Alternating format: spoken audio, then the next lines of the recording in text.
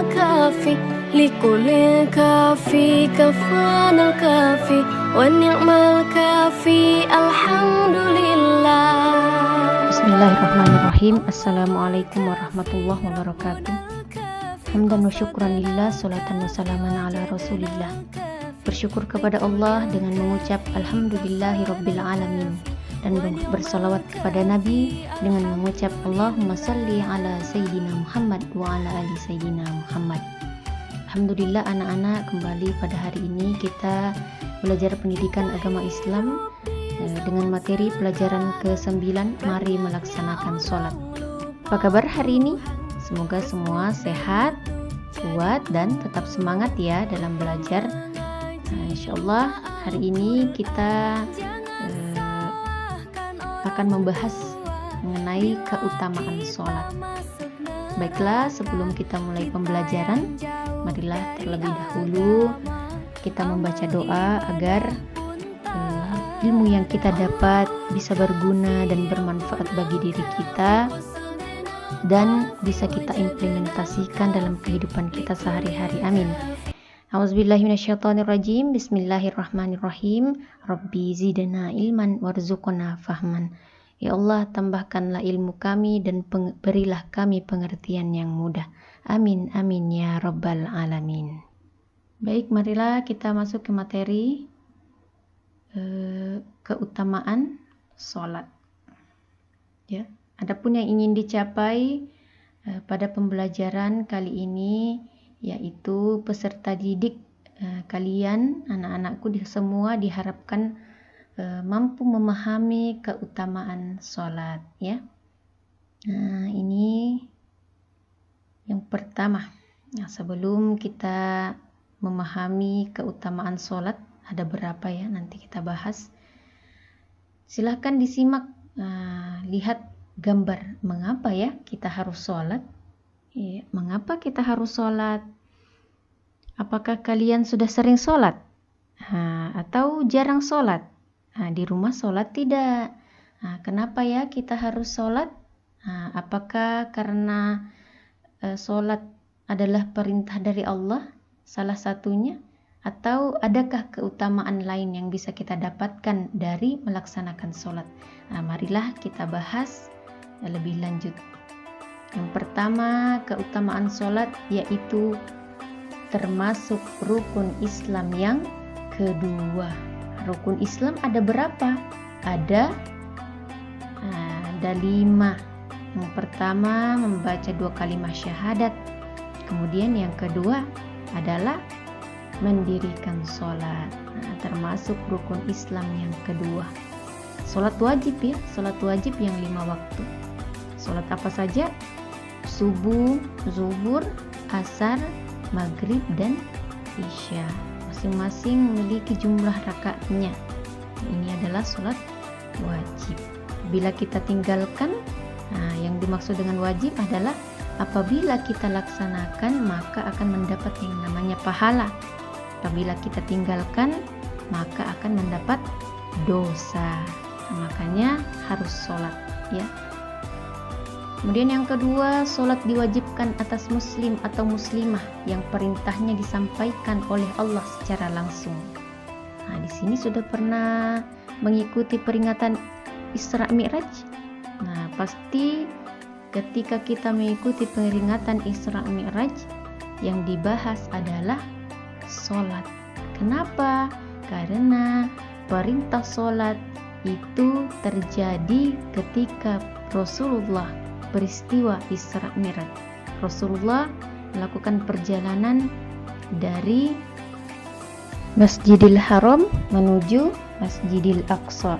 Sedangkan Mi'raj adalah perjalanan Rasulullah dari Masjidil Aqsa naik menuju Sidratul Muntaha.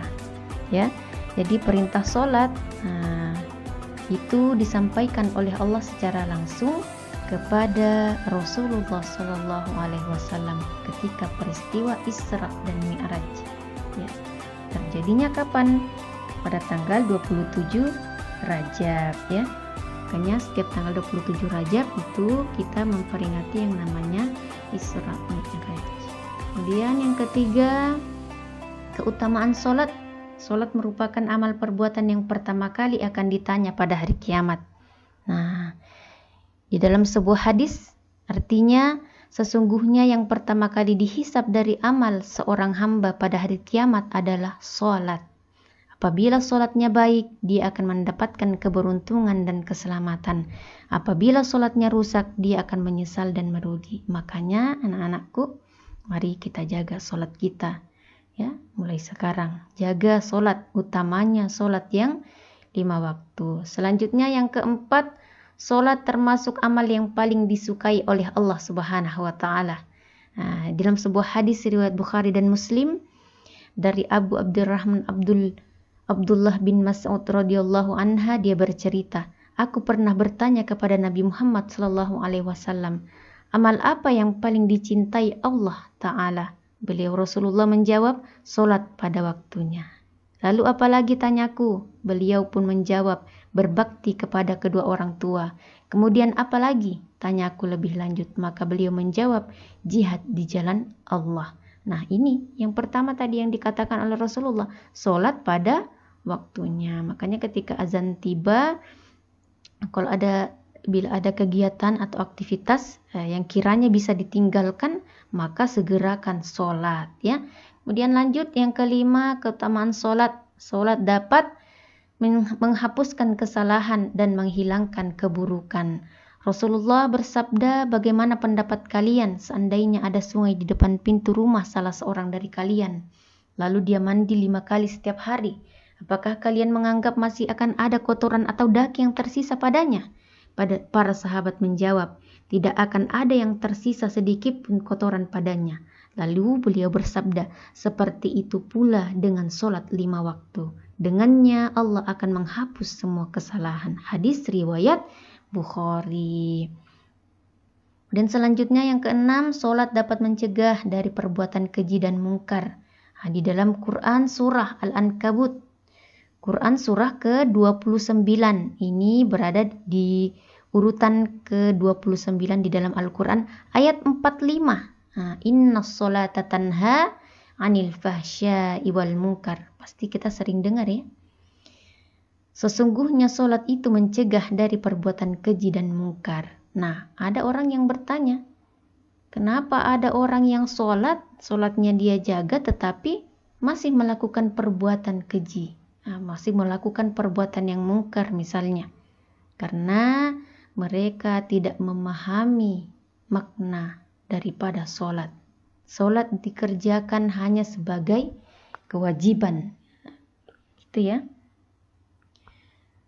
Kemudian selanjutnya yang ketujuh, orang yang khusyuk sholatnya akan mewarisi surga Firdaus. Siapa yang tidak mau masuk surga? Semua kita pasti mau masuk surga. Tapi apa yang kita lakukan misalnya, ya?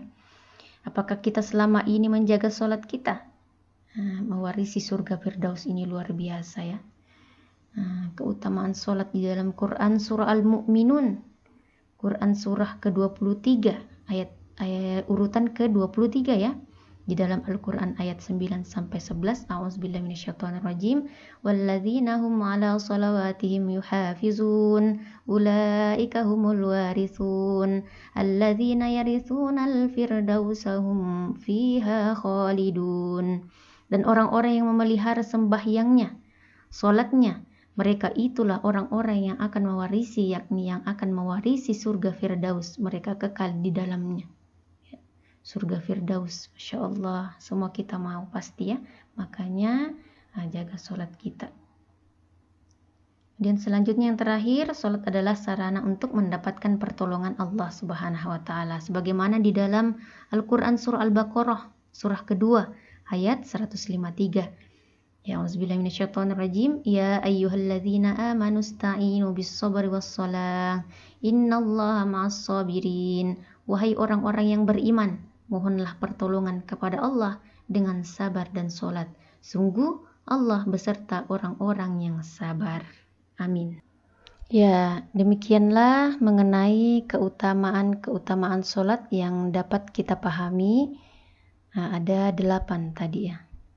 Ya, semoga dengan memahami keutamaan sholat tadi, anak-anakku semua insya Allah bisa memelihara sholatnya, utamanya sholat yang 5 waktu. Amin ya robbal alamin. Alhamdulillah, materi sudah selesai ya. Adapun tugasnya ada 2 tugas. Yang pertama, tuliskan 4 keutamaan sholat yang tadi ya yang kita bahas. Kemudian yang kedua, jelaskan mengapa kita harus melaksanakan sholat. Ya. Nah, demikianlah untuk pembelajaran kita pada hari ini. Semoga dapat bermanfaat bagi diri kita dunia dan akhirat. Amin amin ya robbal alamin. Marilah kita tutup pertemuan kita dengan bersama-sama membaca Alhamdulillahi rabbil alamin. Wabillahi taufiq wassa'adah. Assalamualaikum warahmatullahi wabarakatuh. Berbagi insya Allah berkah menanti.